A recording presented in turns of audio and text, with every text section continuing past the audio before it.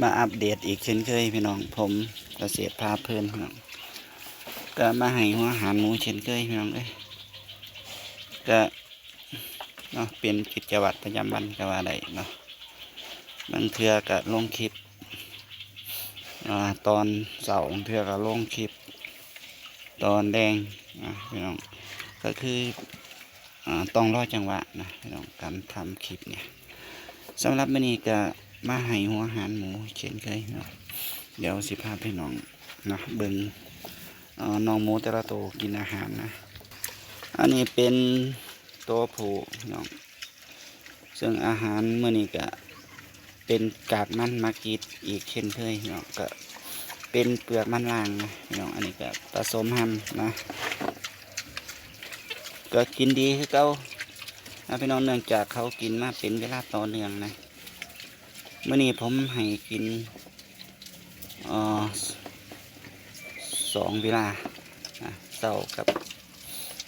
ตอนแรงนะซึ่งตอนเที่ยงก็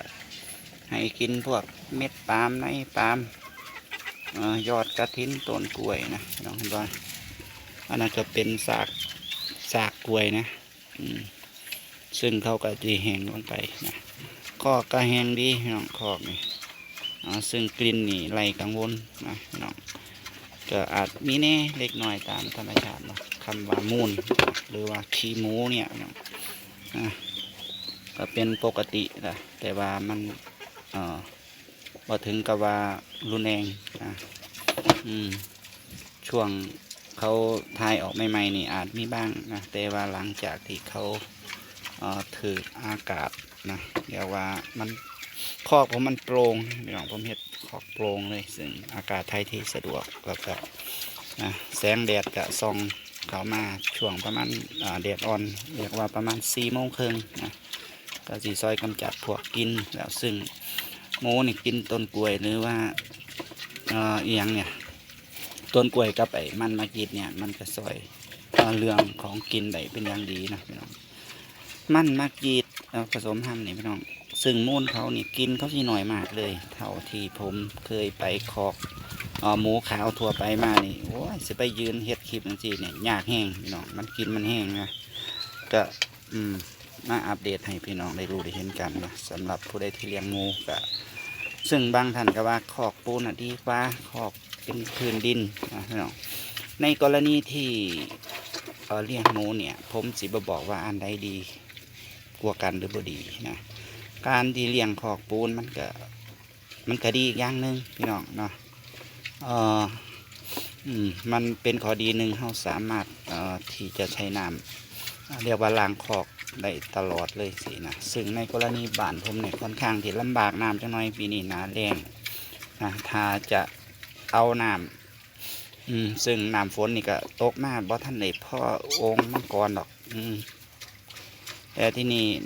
ระบบน้ำประปาก็ไหลแน่บ่ไหลแน่นะแต่ว่าแต่จะพ่อให้กินกับพ่อให้กินได้นะซึ่งผมก็เน้นว่าหันเลือกเป็นคอกดินนี่แหละนะมันก็ซอย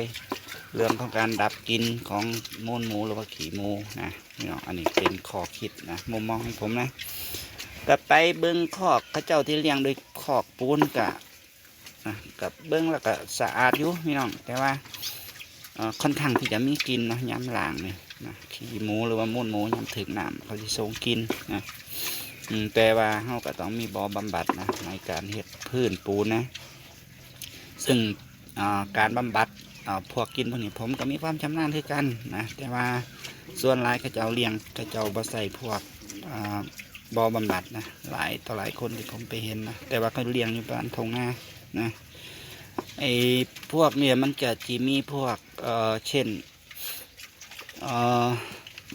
พอดอนะพี่น้องผมจำอะไรว่าพอดอที่มีสูตรหนึ่งที่ซอยกำจัดพวกกินต่างๆได้นะผมมีอยู่เดี๋ยวมือหลังนะผมสิเอามาให้เบิ้งนะว่าตอนนี้มันจักมันอยู่มุมไหนแกใดมันหลายแห่งพอดอผมมีเป็น100 ชนิดเลยนะแบบทาเบิ้งละนะมันหลายถุงกับประเดี๋ยวว่า100 ชนิดดอกมันอาจจะมีชนิดนั้นชนิดนี้ชนิดเห็ดปุ๋ยชนิดเห็ดน้ำมักชนิดเห็ดพวกในการดับกินอย่างพวกนี้มันมีทุกสูตรที่ผมเอามานะ ก็สำหรับมื้อนี้นะพี่น้องเนาะก็มาอัปเดตให้พี่น้องได้ฟังกันนะซึ่งเจ้าน้องหมูนี่ก็ ว่าเริ่มใหญ่ไปเลยละพี่น้องอืมอาหารที่ให้กินนี่ก็ง่ายๆนะต้นทุนต่ำระบบกรอกน้ำนี่ก็มีให้กินให้ดูตลอด แต่ว่าโตโพนี่มักที่ดูดไอ้ตัวเจ้าลิ้นลิ้นน้ำนี่ดูดให้น้ำมันไหลลงไปที่ได้เลียนสินะน้ำบางทีก็ต้องเติมทุกวันนี่ผมใส่แบบนี้นะ ซึ่งเขาก็ลำพังเขากินเนี่ยมันก็อยู่ได้อยู่ประมาณ2 วันนี่แต่ถ้าให้กินห้ำพี่น้องหมูสิกินน้ำจูมากอันนี้ผสมห้ำกับมันมากรีดนะหมูก็ส่วนหน่อยก็สิกินน้ำหน่อยลงเพราะว่าอาหารเปียกนะถ้าเป็นห้ำล้วนๆนี่ผมเคยกินห้ำดิโอ้ยกินน้ำดีขนาดเลยหมูเปลืองน้ำเลยแต่ว่าก็ดีกันนะแต่ว่าต้นทุนมันสูงห้ำพี่น้องโลละ6-7 บาทแต่หมูนี่กินมือละ4-5 โลต่อตัวเด้หมูเนี่ยให้เขากินหน่อยเขากับเบอร์อิ่มสิ